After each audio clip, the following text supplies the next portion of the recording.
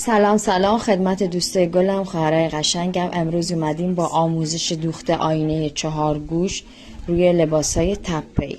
برای این کار ابتدا آینه رو به صورت هشتگ یا نردبون به پارچه وصل میکنیم، به همین صورتی که من دارم این کار رو انجام میدم.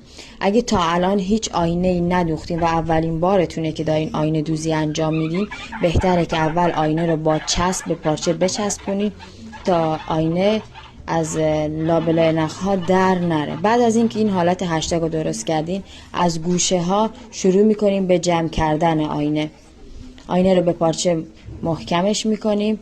به این صورت از هر 4 گوشه باید این کار انجام بشه تا آینه محکم بشه روی پارچه.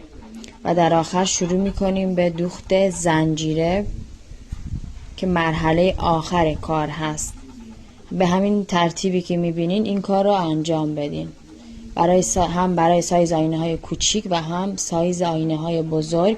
به همین روش دور تا دور آینه رو زنجیره زنی کنین و این مرحله آخر کار. امیدوارم که بتونین یاد بگیرین. مرسی که همراه منین. لطفاً لایک و کامنت فراموش نشه.